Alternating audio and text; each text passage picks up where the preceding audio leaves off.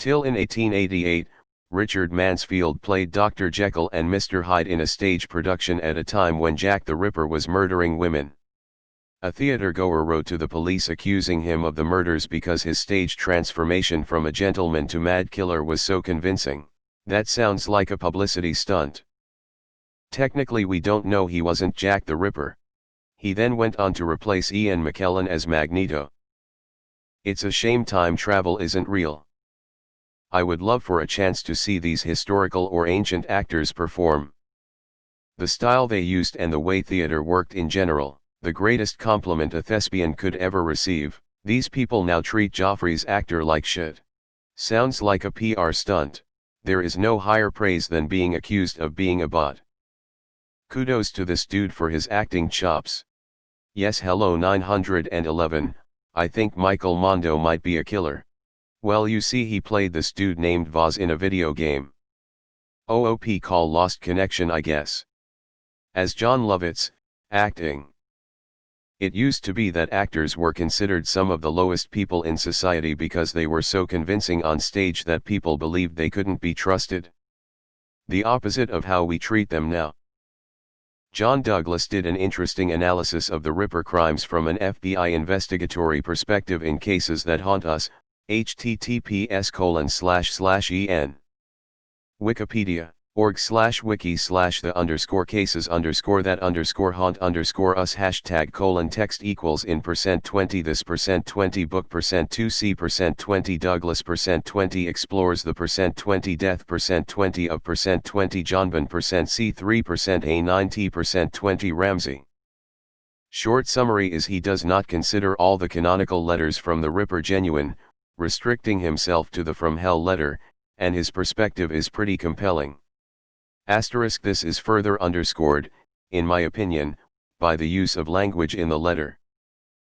Psycholinguistically speaking, the Dear Boss letter is a performance, a characterization by a literate, articulate person of what a crazed killer should sound like. It's too organized, too indicative of intelligence and rational thought, and far too cutesy. I don't believe an offender of this type would ever think of his actions as funny little games or say that his knife's so nice and sharp. His own sense of identity and emotional orientation is more accurately portrayed by where he says the letter is coming from hell. The style of the writing itself is virtually an illiterate parody of the cleverer and more sophisticated style of the first letter, as if the writer is trying unsuccessfully to show himself equal to the wit and flair of the pretender. In Douglas's view, the Ripper is not a Victorian gentleman swooning and seducing the ladies of the night, but an emotional and psychological wreck of a human being, probably walked past by most of London as a harmless vagrant eating from trash.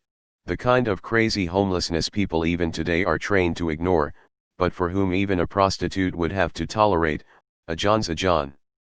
A major point against a gentleman killer or some detective fiction antagonist is the double attacks, where Douglas infers the Ripper was essentially caught on the first one, and within 12 minutes was such a victim of compulsions that he attacked again, in a much more policed area with a higher chance of being caught.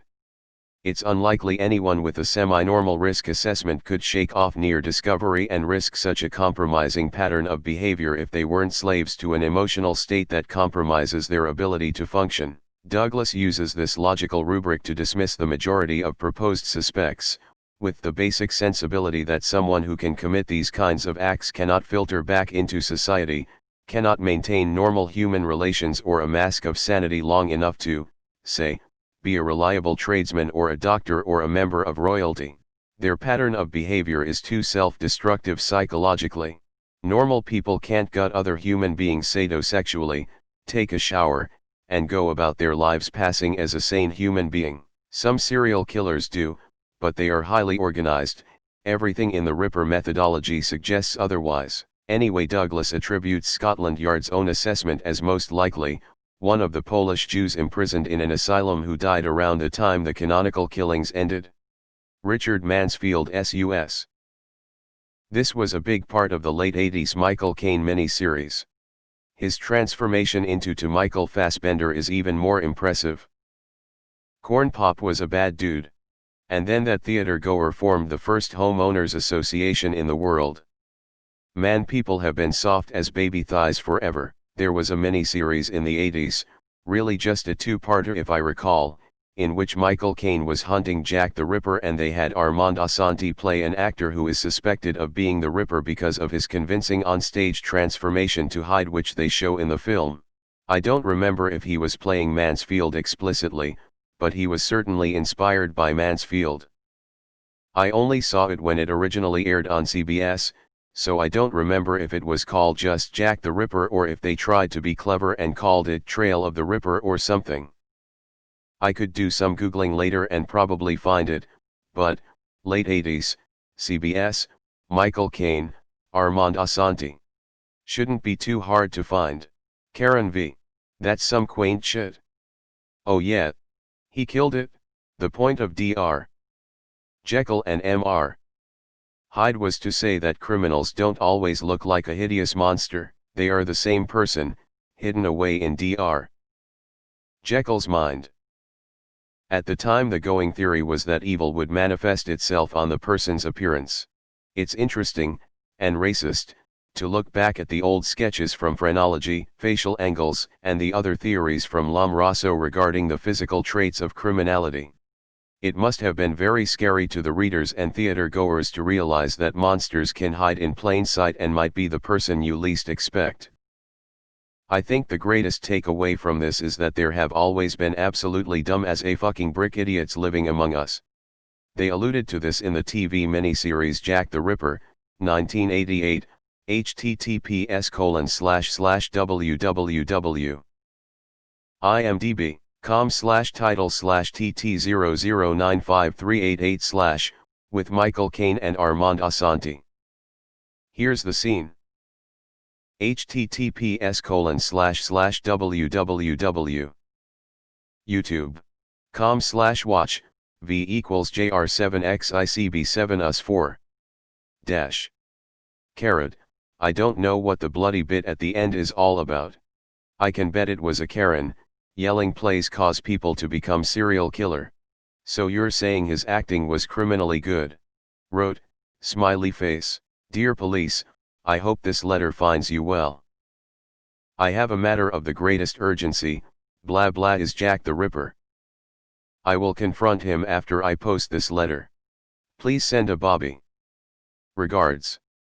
Me. In the words of Matt Colville concerning this case, they never did catch Jack the Ripper. Perhaps the method is older than we realize. But he wasn't really a murderer. https://www. Reaction GIFs.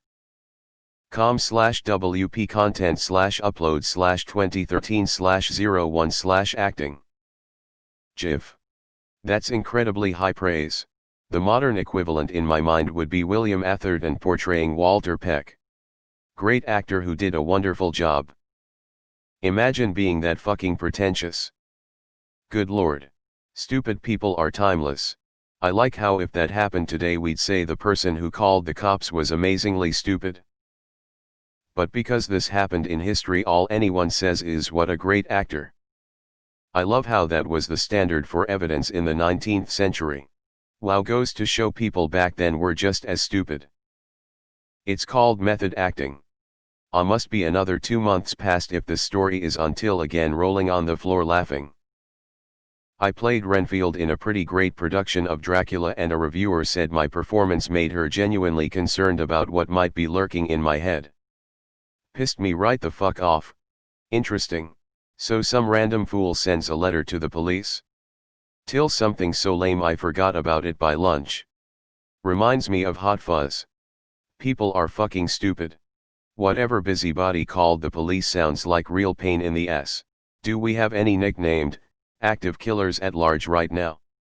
Like, is there another Jack the Ripper, or Golden State Killer, or whatever?